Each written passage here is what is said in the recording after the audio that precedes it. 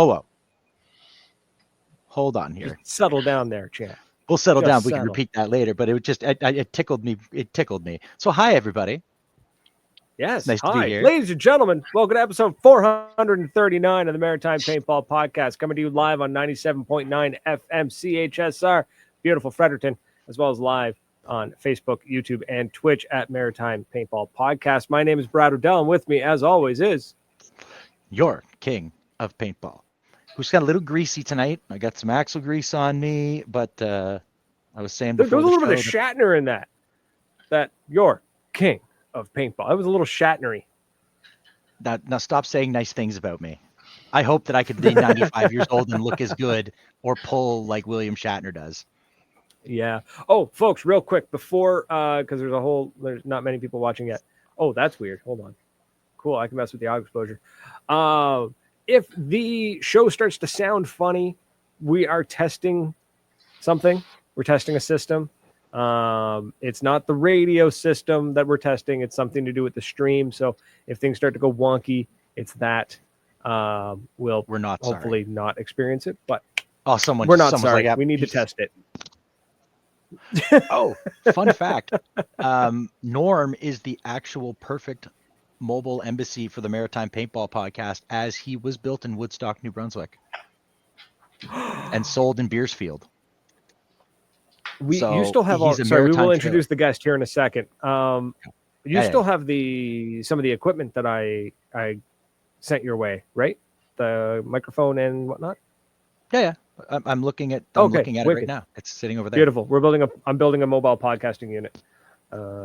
Yes, folks, let's introduce the man sitting down there, nice, quiet, being patient. Must have been a top tier student back in the day. We got Malcome from, WCmarker.com? WC Markers. Sorry, did I miss that? Just Marker. Okay, cool. WC-marker.com. Who kind of just popped up on our radar because you kind of like followed me on Instagram. I'm like, who's this guy? And I go and look. I'm like, oh, this guy's like legit. This is cool. It's like a proper reseller. He's got some cool stuff. You were down at Tampa Bay at the time, I think. So I was like, oh man, this is like a real dude. This isn't just like some shady, I'll totally buy your marker for $4 and flip it for $2,000 kind of nonsense. So that's awesome, man. So tell us about yourself, man. Who you are. Give us your history. Give us a little bit. We'll dig into. I want to know all about you. Yeah, sure. So Malcome, I'm from Alberta. Started playing in 1999. Stopped playing in 2004. Came back in 2020. So pretty big gap there. We only started similar to mine, so I get it. Yeah, right. Like it's really similar to mine, actually. So 1999 to 2004 was like a pretty wild time for extreme sports.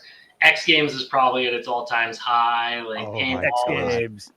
Yeah, there was probably like 3 or 4 fields, maybe even more, within like 100 kilometers of me at that point in time. I would say probably. Well, actually, there's still more than 3. I would say there's probably more than 5 or 6 back then. Like it was just insane, right? So it was a really cool time. And then 14-year-old stuff got in the way and didn't really look back at it. Did you say the 14-year-old stuff? Like, yeah, right. Like, so like I quit playing when I was 14. I played from like age 9 to 14. Okay. And then when COVID came back, and here I know, I was in a position to kind of do whatever I wanted, and there was nothing to do. I thought of a couple ideas, and paintball is like, well, we can't be around each other. We can, like, you definitely play paintball with a bunch of people 100 feet apart. Like, it's kind of the whole concept of the game. Yeah, right? You got to be so farther than 6 feet to shoot someone with a marker. So, well, you don't have to be, but you should be. Unless it's your friend, and then you can shoot him point blank. Depends on what kind of field you're on. And the kind of friend. How close of a friend are you, really? Yeah. So, like that's the personal playing side of it and all of that. The whole WC marker thing is, I actually looked at the official incorporation date of the company, and that is May 5th. So we're less than a year old. But I've done some kind of like business operations. We operated as like a repair center for a short period of time. That's cool. Like I really liked, you know, if the camera's too far away for me to move, but you can see like angels, autocockers, intimidators, and stuff like that behind me. You just said the word, man. You just said the word. He's about to get all giddy. Yeah. Yeah. You've got pretty. I saw the pretties back there. Yeah, there's like that Ripper one over there. I also don't ever want to have to fix one of those, so I can appreciate them from afar with somebody who knows how to fix them. Yeah, so those were what I played with, and there was kind of like enough of them around in non-functioning condition. I was like, well, all right, well, maybe I'll start repairing these in Canada.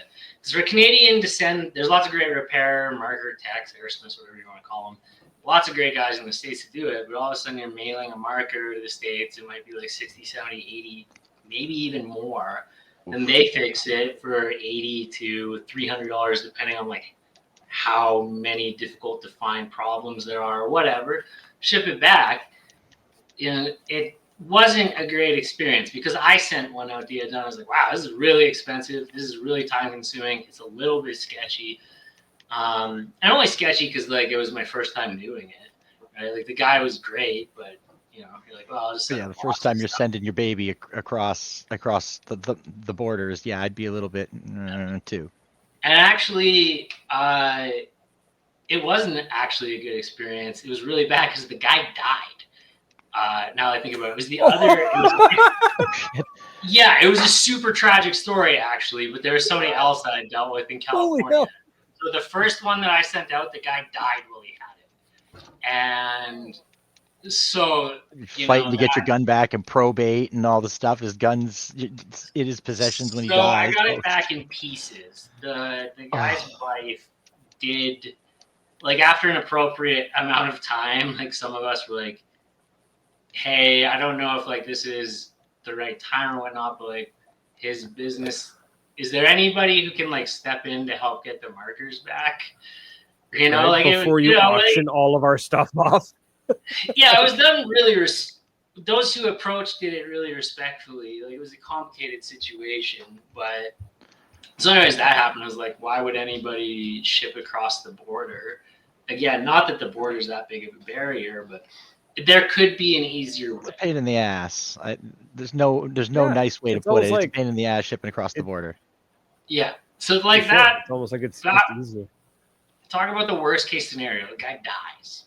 Yeah, it's pretty. Right? Yeah, that's pretty tragic. I'm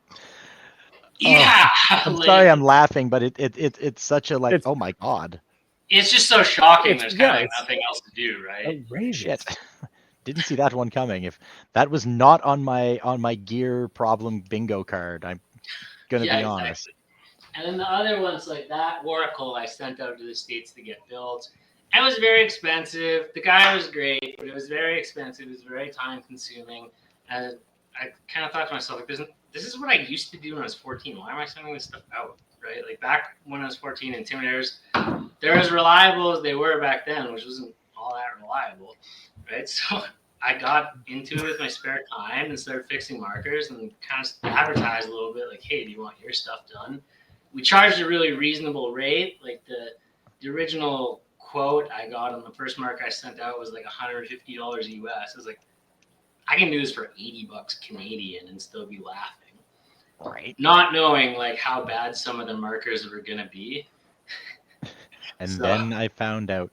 Charles Holton, what are you watching? You, sir, are watching the Maritime Paintball Podcast, and we have Malcome from WC Markers telling us about his very cool business that kind of just crept up, and like Brad was saying, it kind of at first it seemed a little funky, but now it's turned out to be pretty cool. So you went into this business yourself. Just after a while, you said screw it, and you started fixing them yourself in Canada. Yep. And then it became a bad experience because at one point I had 90 guns mailed, right? I was like, okay, this is not going well. It seemed like a good idea at the time. Yeah, you get through like 3 or 4 in a day, no big deal, right? But the ones that were really bad, spend like 7 or 8 hours on. They'd be like, okay, I'm making less. Like I'm making half a minimum wage here. Like this isn't working. And then some of the markers, it would just feel like I was always delivering bad news. Like, oh, okay, like you got this really cool shocker but the upper board is blown, the lower board is blown, the eye is gone, there's no install. And I'm like, it's gonna be like $600 to fix this. And they're like, well, I thought you said it was $80. I'm like, yeah, but like for my work, I can't. It's $80 for me to take it apart. Yeah, like if I have all the parts. And then on top of that, it became the same problem where we had to source weird stuff or like convince people to break up other guns to get parts. It just became too hard. So I figured, okay, I don't really want to do this. Like, this isn't fun. It's only going to go downhill. Like, either my reputation or my work or my lifestyle is going to take a hit. Like, let's just kind of stop this. But what I did have a lot of people do is sell me, well, maybe not a lot, but enough people sell me some unique stuff. They're like, hey, I'm never actually going to fix this. Do you want this Dragon Intimidator or Species Intimidator or Angel? Like, yeah, sure, right? Like, I'll buy that. But it's going to sit on a shelf and might get fixed, yeah. Yeah, it's a broken gun, so I'm not going to give you that much for it. Like, I'll try to be as fair as I can, but like, I don't know if we'll ever get it fixed either, right? And then so I did, once I stopped the repair business, I started fixing them up and I started selling them, but I really hold out for like a premium price. I'm like, this is something I put a lot of work into, like I'm not dumping it. And it turned out that worked. So that's kind of where it started, was I just, all right, well, we'll buy this, fix it, sell it. And it all started off with broken gear, and then people started wanting to sell to me their non-broken stuff, just because I was a reliable buyer, right? They knew the money would show up. There was enough reputation, and it just kept building and building to the point where I had to figure out some other things, like logistically, how am I going to make sure there's enough markers coming in that we can operate a business? From the United States side, how are we going to make sure that we properly manage the importing? Because if you get UPS, FedEx, or whatever to do it, like you get railroaded, you'll never run a sustainable business. So I had to figure out how, like, I'm like a licensed broker, that I did that for this business. We rent a small amount of warehouse space on the Montana border, so we ship everything there. I broker it up. I truck it up once a month, sort through it. A lot of stuff is described as being like the greatest marker ever, and it's really not in the condition of the greatest marker ever. So, there's always these challenges that I got to figure out and kind of cope with. But it's been actually, if you look at, incorporation date was May, and here's where we are today. It's gone well. Yeah. Right? Well, it's, to say the least. There is a need for it, clearly. There's a need for it because we see it all the time on social media where it's people are trying to move used markers, and it's nothing but legit checks, which, can you really trust a legit check? And then, unless it's about me, then yes, you can. And then it's nothing but like, oh, this guy, I sent him the marker and he never sent the money. It's like, okay, well, did you like PayPal like goods and services it? No, he didn't want to, I didn't want to pay the fee, or he didn't want to pay the fee. It's like, well, then your marker's gone, bro. Yeah, exactly. Yeah, so well, sorry. Or you consider my situation. Say, guy passes legit check, but he dies. Yeah, and then your marker's in the wind. Yeah, right. And then dies. I'm sorry. I'm blown away by that, because I actually ran into that when I was selling. I used to be a sales rep for a beard oil company, and I called a business. I was cold calling businesses, right? And I'm calling. They're not answering. I'm sending emails, but I'm not giving up. I call until I get a no. Finally, the guy answers, and I'm like, "Hey, man, I've been trying to get hold of, I don't know, like Charles, whatever his name was." And he's like, "Yeah, Charles died." Yeah, all you can do is kind of like burst out laughing for a second while you take it in. Oh, so I'm like, oh wow, that's terrible. Do you want to buy some beard oil? Well, I did I don't know if it was the worst thing or the best thing, or I don't know, but I was just like, oh wow, that's terrible. I'm calling from company A. I was wondering if you were interested in carrying our product. Yeah. Like, I'm still on a sales call. Oh, he died.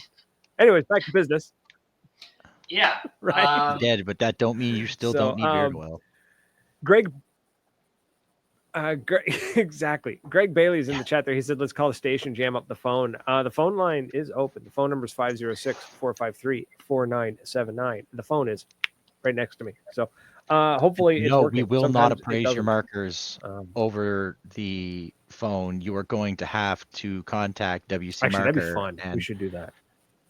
No, Dude, I worked at a pawn shop, homie. I am not appraising stuff over phone. If I can't physically touch it, No. am not Don't appraising appraise it. it. Just be like, somebody, I want to like call in, convince Malcolm to buy your garbage.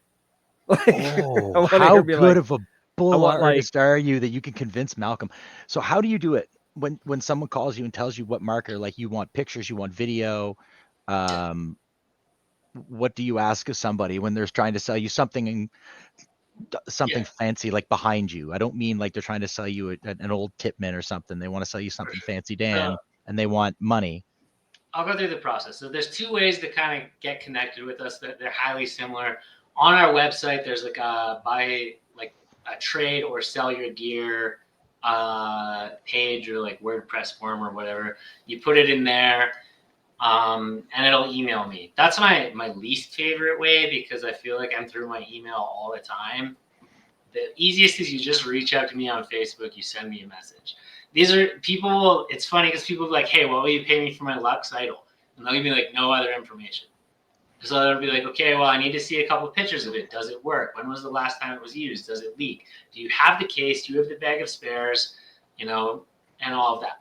And assuming the marker is in, good, reasonably good to great condition, the price is going to be relatively fixed. So the way I come up with pricing is I look at the last 3 prices that a marker sold.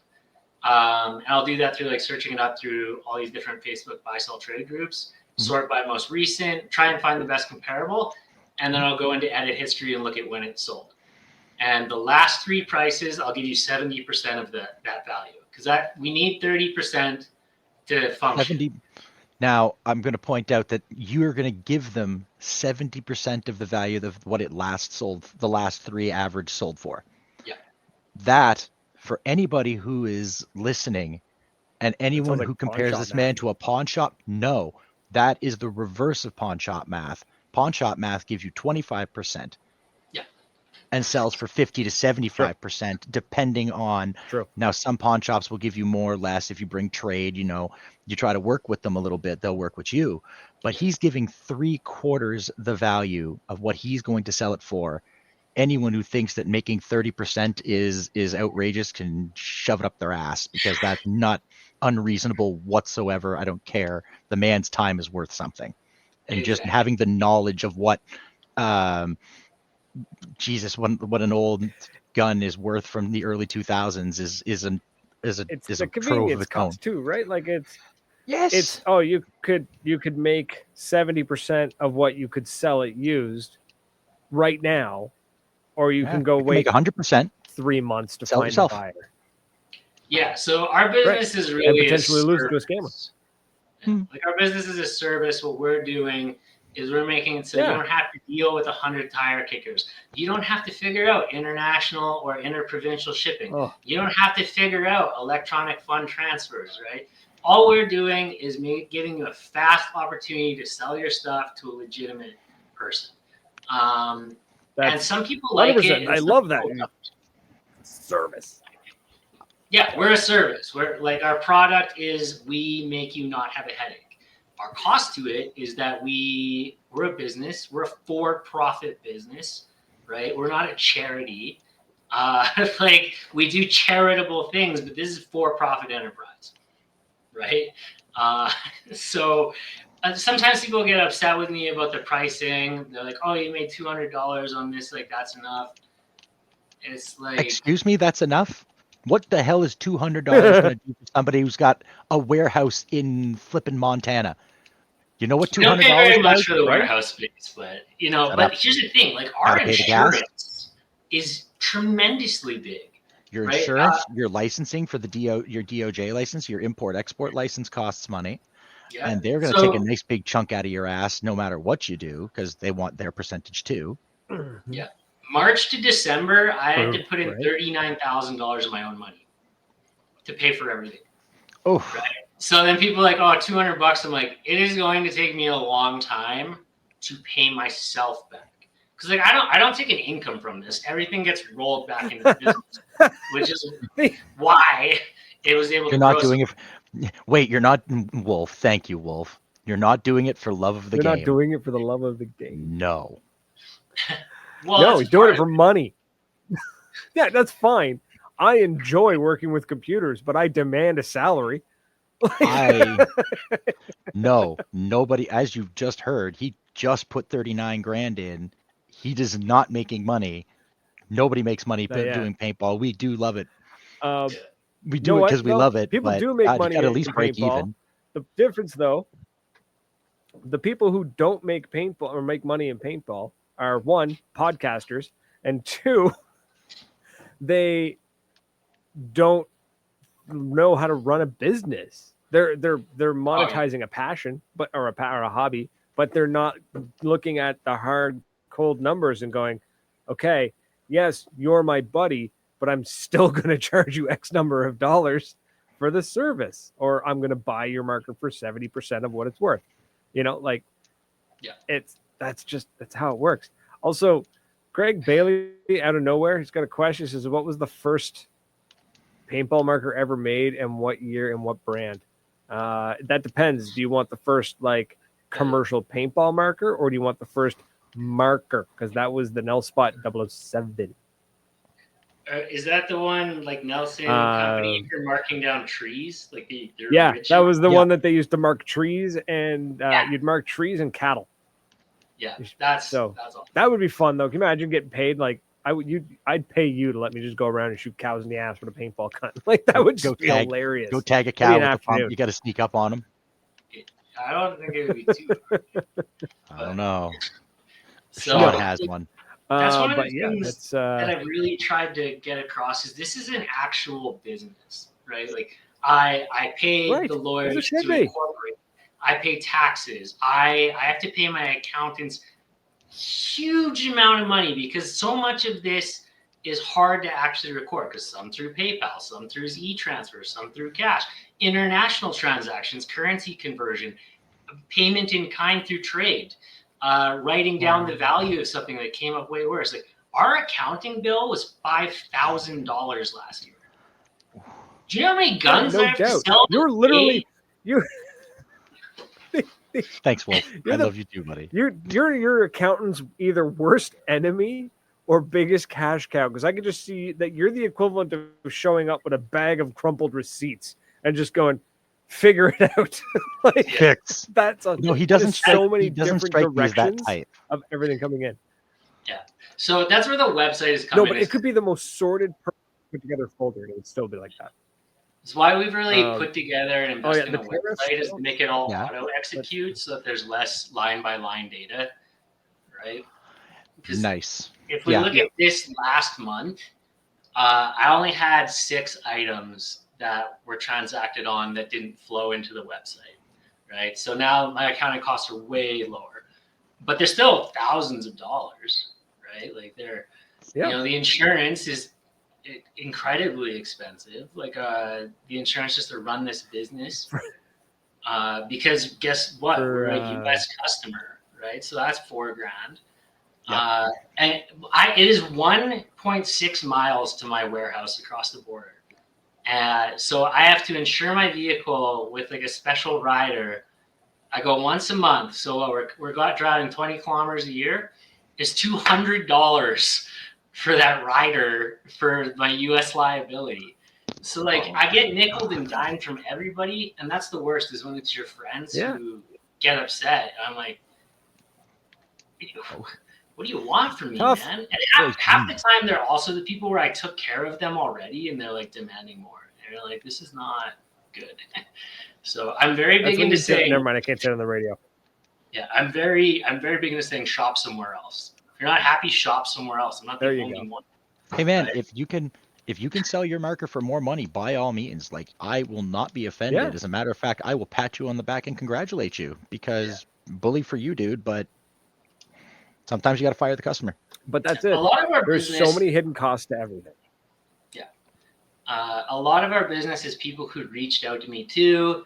And they're like, hey, I don't really love the pricing. I'll just write up like, we're a business. These are the costs. I'm like, this is all before I pay myself too, right? So like, this is why the pricing is. A lot of people are pretty understanding of that, and then they'll come back to me like months later and be like, "Look, I wasn't able to really sell it for what I wanted either. Is this deal on the table?" Yeah, that's when you go. So, how much?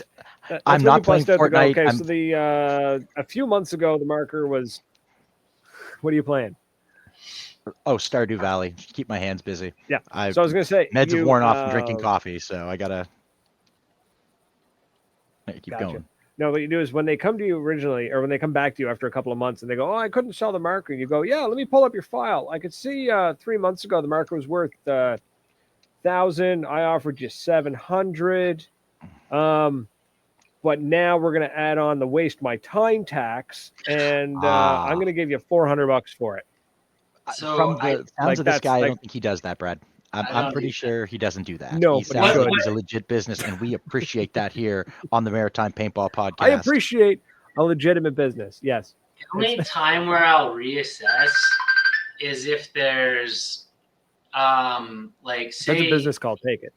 Say you had the DSR and then the DSR Pro came out. Well, now I'm gonna have to reassess like. What if things look? You had a Lux TM40, now the Idol's out, and then the Idol isn't selling well, right? So I will reassess if there's a big change, but otherwise, there's not a huge amount of movement in the market. We try to also stay away from like the current generation that's selling, because that's where we can't evaluate the depreciation risk very well. So people are like, "Oh, I want to sell my CS3, I want to sell my GO5." For sure. I don't really want to deal with that because they're in demand enough. You should be able to There's sell no used market yet.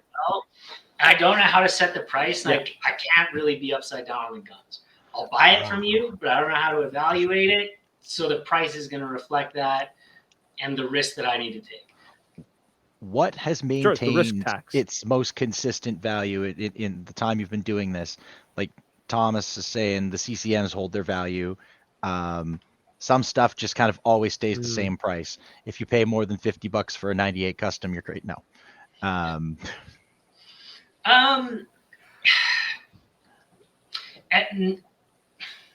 Very, very niche guns are the only thing that are going to hold their price, right? If you Collector's look at items. Inception design stuff, sure. But as far as like a general run-of-the-mill marker, nothing's going to hold its value. Like, one of the things I have to explain to people a lot is this is used sports equipment. Why should it retain its value? Right. Like, and I don't mean that I'm trying to take it from you, but it's not an asset. Have you tried to sell a hockey stick that's used?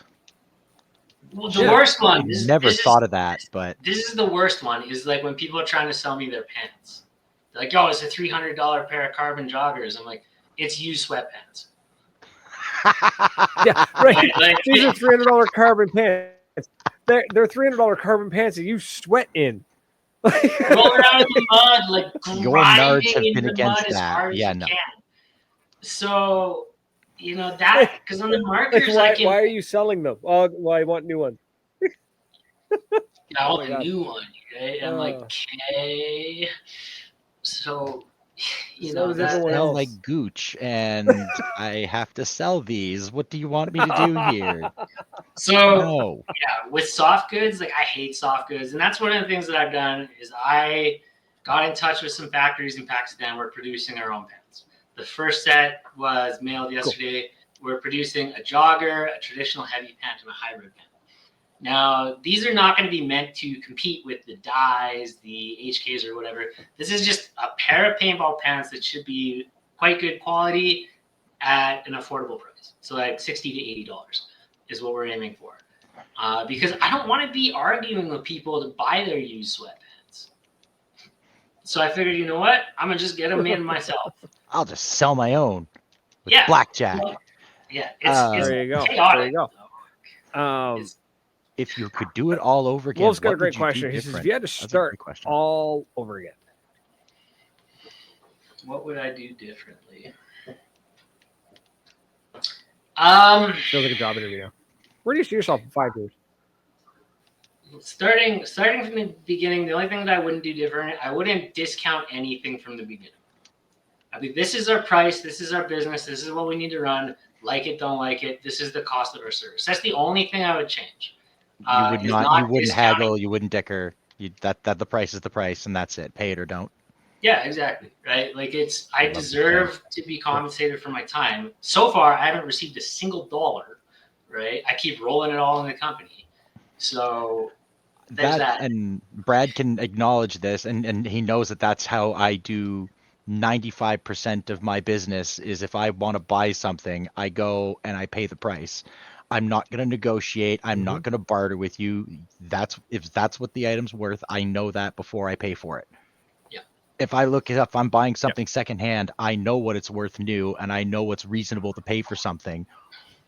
Why would I do that to somebody who, if I probably like the guy, if we're playing paintball, it's one of my friends, I'm going to do a brother a favor and, pay the man what his gun's worth, help a friend out. So why would you do that when you're in public? Because then you just look like a douche. Yeah. So that's the only thing I'd change. I mean, I'm fortunate that I have a business background. So I started off on a pretty good foot, having had built businesses before. So it was pretty streamlined. I knew what I do. I knew what I needed to do, more or less. I knew, what the tax implications would be. I knew what the legal implications, insurance ramifications of, international business, things like that. So if I was starting a business for the first time from scratch, it probably would have been a lot more learning errors. But the biggest one is here, not discounting my time just because. Right. Again, you were trying to be nice. You were trying to be nice in the beginning. Yeah, not anymore. Sounds like. No. You want to buy an angel that works. Yes. Pay it. I like the it. thing is, though, and this is kind of one of the, I resent, I'm going to set my price or whatever, but it doesn't mean I'm not going to be nice and give back, but I'm going to choose where. So I don't know, you guys maybe heard about the Echo deal the other day, right? So I want to get into that. I want to talk about the Echo deal is super cool. So Echo is a Division II NXL paintball team. I think they're all Alberta players, and of course, paintball in Canada is smaller. I guess it's not as big in the States. Everything's smaller in Canada, right? Except for our actual country. But given so it all started with because I got partnered up with MacDev. We sell exclusively one product, brand new. We do drop ship for another company, but the company we went all in on was MacDev, right? So we're an exclusive distributor for Canada. If a dealer wants to buy in Canada, they're buying from us, right? It doesn't matter if they buy from somebody else; they're purchasing it from us. They might not know it, but they are. So I actually had to put up a huge investment for that, which is good because I think that we can make a really great story with MacDev because they're a little bit exclusive.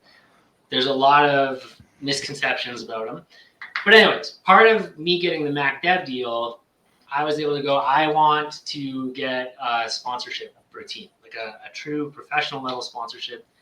We only have one actual Canadian pro team, right? Sea-Dogs. You got Impact. Done. Well, Impact are they really Canadian anymore? Okay, I was going to say it. That's like saying you got a Canadian hockey team and it's all Russians. I don't know the roster of Impact, so maybe they are Canadian still, but I feel like Sea-Dogs is the only authentically Canadian team right now. But guess what? They're totally specced out. Like we can't offer them anything. They're already totally taken care of, right? So I wanted to. I came to Echo and said, I got you a pro team sponsorship. Do you guys want it? Oh yeah, you have to decide by tomorrow. So it's like a huge. It was a huge. What? Huge, What? Yeah. I don't think it would have taken that long for the answer to come, but still, that initial. It's more complicated than people think, right? Because obviously you have to commit to using the manufacturer's markers, and they're not free. Right? Like they're given at an extraordinarily favorable price, but they're not free. Like a team still had to spend a lot of money on cash, right? Right? Yeah. But they're definitely supported on the price point from WC because I was the one who got to choose the price, right? So I buy them, then I sell them, to Echo at razor thin margins. I think I made like $48 on 13 markers. So that's cool. So that's one of the ways. You covered the time it took to put them in a box. Yeah, because I wanted to truly support these guys. I didn't want to make $500 a marker. I wanted to be out there and be like, "Okay, guys, like, I understand this is a huge decision. You're gonna have to pony up a lot of cash. You're gonna change a lot of things. So I'm gonna support you by like doing this effectively for free. But if you guys like screw me on this, then like this is like the end of our relationship on every level, right?" And they're great. They're fantastic. They're super on board. They had to discuss it with their players, right? Being like, "Oh, by the way, like this is expensive." But what they get back, if you guys want to switch to Mac, like that's so they're going to be shooting GTX this year, the new high-end marker from MacDev, and it's killer. Like it is, I've spent a lot of time with it and made the decision to go all in on MacDev. Made the decision to go all in as a distributor, buying the markers and committing to quite a number per year, right? Like there's minimums. There's minimums I need to fulfill. Yeah. Oh yes. Yeah. There is. So that's Echo, a lot. Like it's crazy, man. It's crazy. So Echo's going to get the logistics. Echo's going to get premium media coverage from MacDev. There's going to be like financial components of if they win, what they win. It's pretty generous, but they have to perform. And if they perform well, it's a fantastic deal. Probably a deal that's never been offered to a divisional team in Canadian history. So I'm super happy I could bring that to them. And you know what? These guys deserve it on every level. They're the greatest guys. They're out there helping players no matter what. They're all, I walk into a tournament, I look at the refs. They're all the Echo players, right? Like, because Echo can't really play in our local tournament series. They would just dominate everybody, So normally they're out there as refs. Yeah, but that's pretty cool though. They're just like, we'll just ref instead. We still want to be here. Or so. one time, that's good though. That's good. I like that. One time, I think they entered as 3 people just to practice. In like a 5-man event. And you're just like, that's awesome. Oh my God, yes, I would love that. See, that's just funny. It's an entire tournament. They turned an entire tournament into a 3v5 training match. Yeah, it's just every time they do something, you never hear a negative thing. They're always out there promoting, like, they're like the big brothers of paintball. They'll take care of each other. They'll help each other learn. They're not the ones that are showing up intoxicated. They're not the ones fighting, right? They're showing people like what they generate, what it should be, the top level performance, and they're good at it. And you know what? If I was able to get them a break, I'm super happy to be able to support them in the NXL level. And MacDev will be a great, MacDev has bigger resources than I do. So additionally, real support from a local Canadian distributor and support from a true manufacturer's point of view.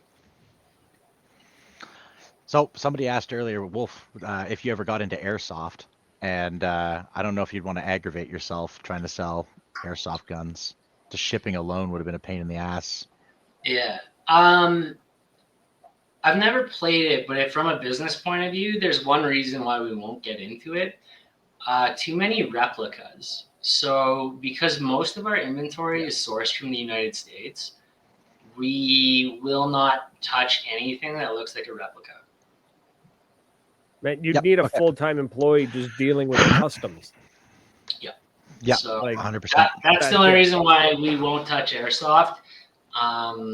And that's what they predominantly are. They want replicas. So So I can't deal with that. PE for life. I've got some bad news for you, Tyler.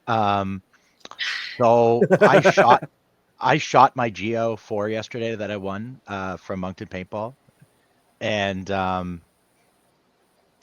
know if I'm gonna have a hard time letting that go. That thing is That is all that. That is exactly what it's supposed to be. It's very pretty. I like my mechanical guns. I love my Novas. I love simplicity. So having a fancy Dan pew pew gun, holy shit. I love my shocker, but this is just a whole other. That's something else. Freaking PE. You get a good marker, man. You get a good gun that shoots straight or shoots good. Like, you're laughing, man. So what? I want to get your thoughts on how do you feel about MacDev suddenly just not that they ever really went away, but it feels like they're bursting back onto the scene. Is that a good way to put it? Like they just kind of showed up out of nowhere, just being like, "We got this distributor, we got this distributor." It's like Oprah, just, like everybody gets to distribute MacDev. Well, not everybody, but you know what I'm saying. So, like they just seem to pop out of nowhere. So yeah, I can speak a little bit to that. What are you thinking? I was on the phone with Federico last night, who's chief operating officer for MacDev, and he said, like, yeah, I'll jump on some podcasts too. So I'll have him touch on some more lengthy part of the history. But as far as like MacDev today, I'll give you like the Cole's Nose. They're one of the oldest paintball companies there is, right? Like they're older than PE. They had markets going PE. They've been around for years. Shut up. Let the man give us the sales pitch. I want to hear it. Yeah. Sell me. Sell me. Convince me to buy a MacDev. I've got a Geo4. Tell me why I should give you. I should just be like, here, show me fancy MacDev. Geo's a good marker, right? I'll get into like why MacDev. But anyways, they had a great thing going, and then 2008 came along, as far as I'm aware, and that hits a country like Australia.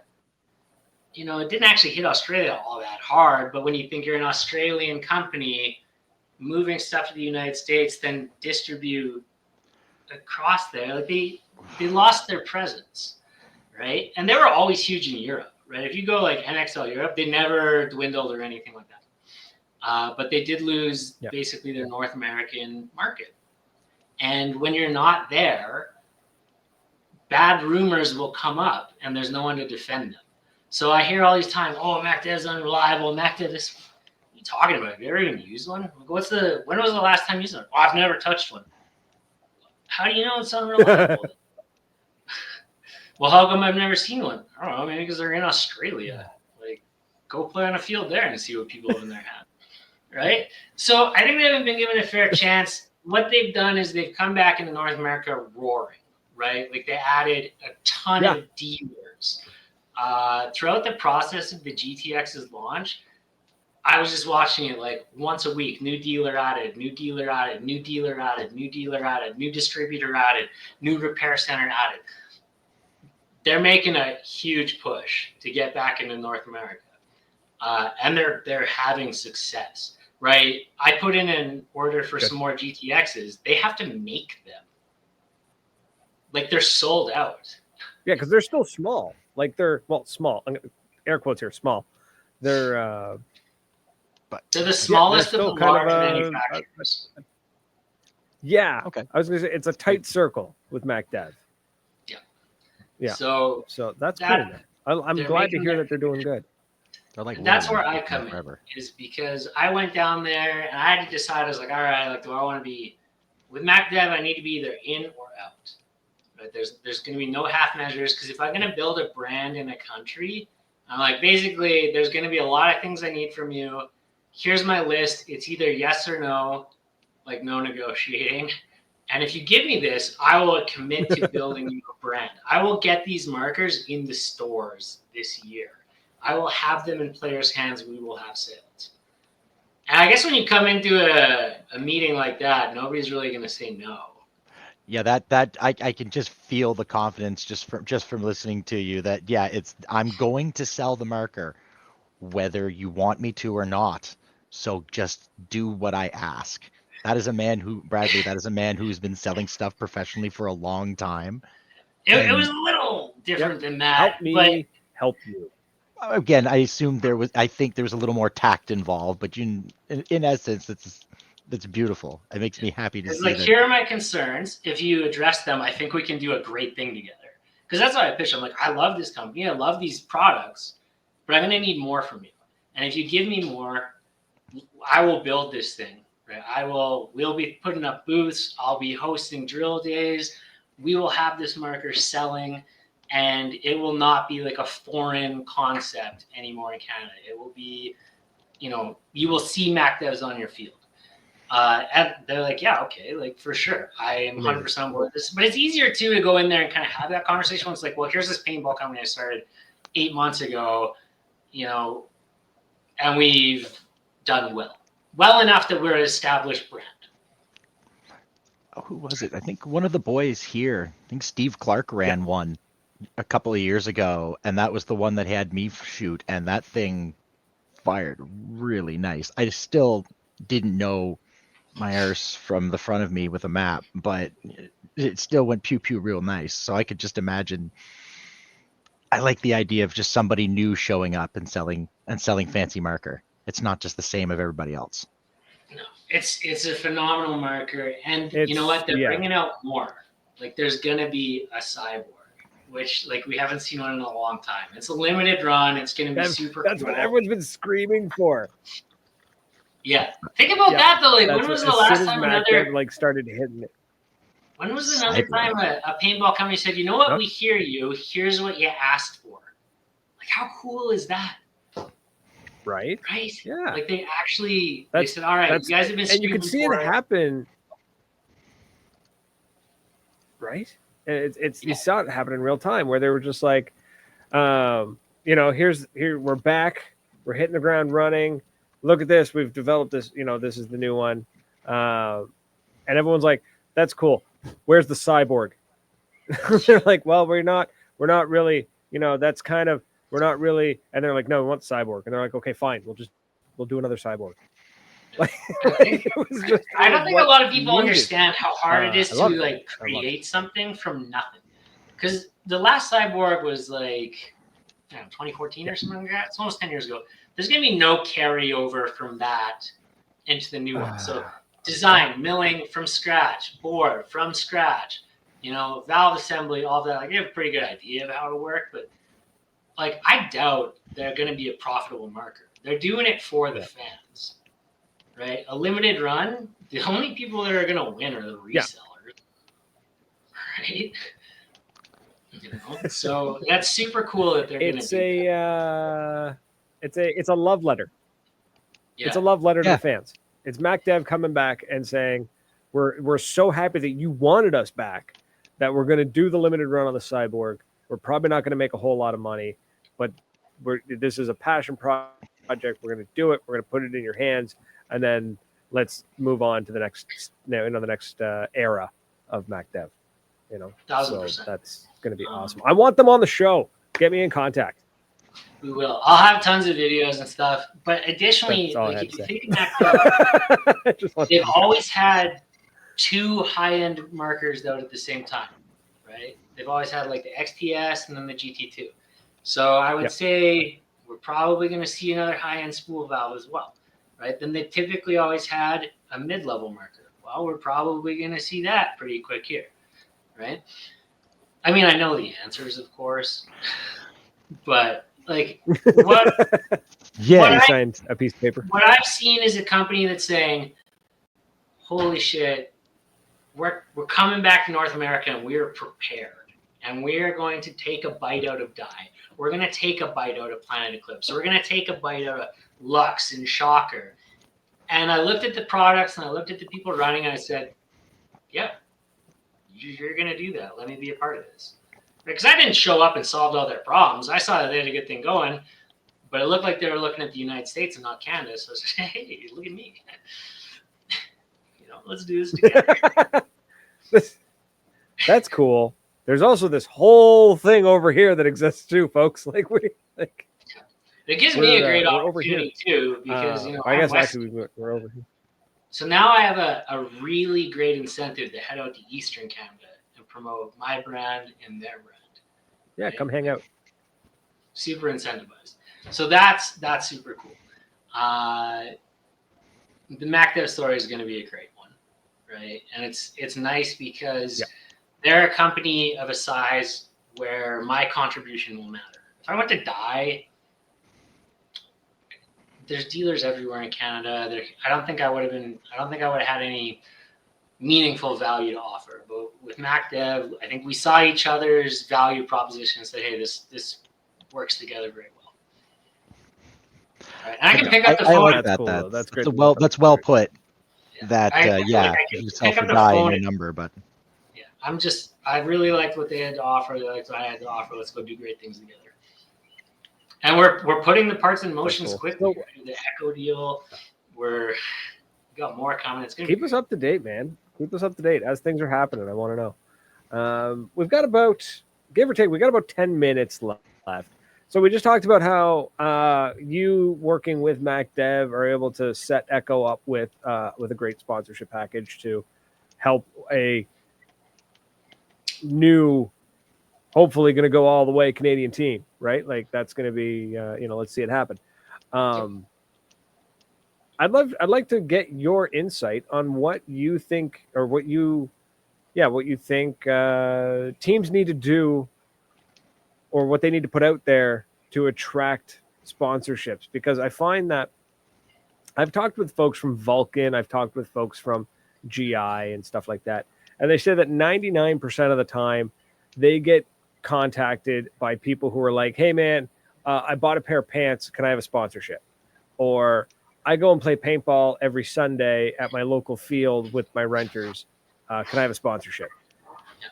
So what does a team need to do? What do you see that a team needs to contribute? What do they need to bring to the table to get some support? So besides knowing Chris Lasoya. Okay, well, yeah, that is a great help. But I think the first thing a team needs to realize is they need to look at it like this is a business transaction, right? Like the sponsorship is not a charity, right? While you might have to buy into it, we have an expectation that the money that we spend on you, or the money that we're willing to not make, that we're going to get a return on it, and a real one. So if you're some team that has no real history, no social media presence, no degree of influence, why would we put money into you, right? Like it's a business transaction. We need to make our money back. How are you able to do that? There are cases where sponsorship will happen and it's not necessarily as much of a business transaction, but they're unique cases. So that's the biggest thing. How are you going to get the sponsor their money back? And even if you're buying the markers still, consider, say you have a traditional deal where maybe you're getting the markers at like $500 off. Okay, but you're selling 10 of them. Okay, how do I get my $5,000 back that I didn't make? How are you going to do that for me? Right? What are you going to give me? What $5,000 value are you going to give me? Yeah. And to be honest, like for the most part, your social media is not very valuable. Like just to be black and white, like your team social media typically doesn't. I think I'm in love with this man. I'm not going to lie, guys. If you are a Miami effect and you have Chris Lasoya and all these people posting, yeah, your social media is really valuable, right? But like Echo, their social media right now probably isn't a great investment for me. I think it will be because they have great photographers, great editors. I think that I'll get my money back on that for sure. And I think they're going to win. I think they're going to push up. I think that people seeing the markers in the hands of a winning team is going to help me sell more, right? So Echo is in a unique position where I believe every dollar that I didn't make on them, I'm actually going to get back. I might take more than a year, but I think that I'm going to get that money back. If there's some new throw together division 1, 2, 3 team that, if you're not going to be a consistent team for at least a couple years, don't even bother asking paintball sponsors, right? You're getting hard facts here tonight on the Maritime Paintball Podcast, ladies and gentlemen. He's telling the truth. Yeah. I want to get this meme, get the hard pill to swallow meme, because this is going to be hard for some people to hear. But it's one of those nights. I don't know. Maybe I'm feeling a little bit mean tonight. I'm enjoying listening to this because it's just the truth. And the best thing to do is tell someone the truth. It's the truth, and sometimes the truth hurts, guys. I can speak from God. The truth, it sucks. And even What? think about it, like say you do the other route, because the smartest thing you can, the best value is you go and find some little company that's going to give you a cash sponsorship, right? Window shop or whatever. But really think about what you're doing to that relationship there. Say like a car windshield store, you go there, you ask them for a sponsorship, but then you get that. Maybe you get your $2,000 to $5,000, and they're going to be watching your socials. If you're not actually promoting their business, you've probably ruined that relationship. Right? So be really careful about who you ask cash sponsorships for. If you ask any paintball company, like you're getting an industry sponsor. You're getting a discount on gear and you're getting paid if you win only. Right? So an industry sponsorship is a lot of the time a black hole for a paintball team. Right? Expect to be like poorer with an industry sponsorship unless you're a dynasty. Unless you can deliver results. Right, because we're gonna pay you if you win a lot. So I would say if you're Div 1, 2, 3, or sorry, Div 5, 4, 3, maybe don't actually get an industry sponsor unless it's a paint company. That might make sense, right? Because maybe discount, heavy discount paint, so you can, or like a shop where you can buy anything at a discount. That would be okay. But if you're gonna get your soft gear at a discount. Yeah, but if you're going to buy, like if you're going to a manufacturer, it's a bad idea, especially if you're not super committed. You got to buy 10, 12, 13 guns. You got to buy 10, 12, 13 pairs of pants, 10, 12, 13 jerseys, 10, 12, 13 loaders. How are you going to financially recover from this? You're not. You just bankrupt your team.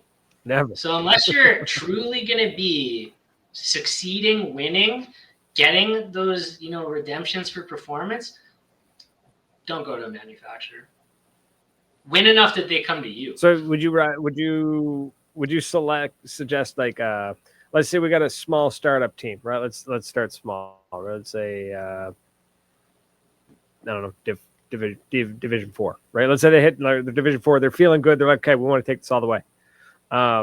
Would they be better off maybe hooking up to local small businesses, that kind of thing, and promoting a local small business for hopefully a cash sponsorship than trying to chase the same sponsorship that 600 other teams are chasing? Like, hell, I would say yes. You have a more accurate, or like the thing is, it depends on which company you're dealing with, because a lot of the companies might actually say yes to sponsoring you because they know that all of a sudden they just sold 12 loaders, 12 guns, right? So I would say be really conscious of what you want. What is the goal of this sponsorship, right? Because there's commitments that you have to make, right? And they're pretty serious. Mm-hmm. And if you botch one of these sponsorships, you'll never see another one. Like it's a close, like we talk, right? Like if you go and shaft dye, unless another manufacturer is pissed off at dye that day, like you're never getting another deal. Unless you are a dynasty, an infamous or a whatever, right? But you're not. They already exist. And on that fantastic bombshell. Cool, man. We're pretty much at the end of the night. So, Malcolm, thanks so much for coming on and chatting about WCmarker.com and the plethora of stuff you are doing. Like, that is not just a single, you're not just running one thing, man. It sounds like you got a couple of projects on the go, and I'm excited to see where they go. Shout out to everyone who's been in the comments, liking, sharing, all that jazz. And then, of course, our funny we should say, our beautiful sponsors, our marketing partners. Of course, we've got Commando Paintball, our home, our place away from our home away from home, my home away from home. Anyways, Tom lives just down the road. Moncton and Paintball we is got our newest one, Intensity Customs. Yeah, very excited with them.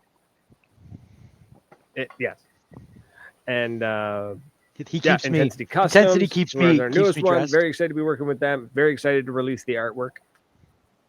I can't wait. Yes, I am currently wearing nothing of theirs because it was dirty. And yes, Crazy Cat, with Beaver brand. If you know, you know. But go look up Crazy Cat headbands and check those out. I'm forgetting one. Which one am I forgetting? Nova. I don't God know. love him. TJ hooks me That's up. terrible. Usually I got Fixed them our written stuff. down, so make sure I don't forget anybody. Commando Paintball. Sorry, Good Commando that's what I'm saying. Paintball. That's where we're going at the end of Huh? May. We're going to be there for D-Day, you savage. They've invited us. The embassy will be rolling. Yeah. It's going to be beautiful. Yeah, I know. Sorry, more paying for a hotel. I'm Or puking behind the shack. there's things flashing at me on the left side here. That's what's distracting me. Is Commando Paintball. It was another fantastic D-Day Tipman Challenge this May 31st to June 2nd, where I'll be on the stage again with a microphone, so you get to listen to me in person. So it's going to be amazing. So, folks, it's been a blast. Thank you again, Malcolm, for coming on and chatting with us. And I've had an absolute blast chatting with you, man. Super informative. We're definitely going to be staying in touch. I'm sad this is going to end because I was really getting so into that's this. it, folks. We're out here until next week. Doodles. Cheers, folks.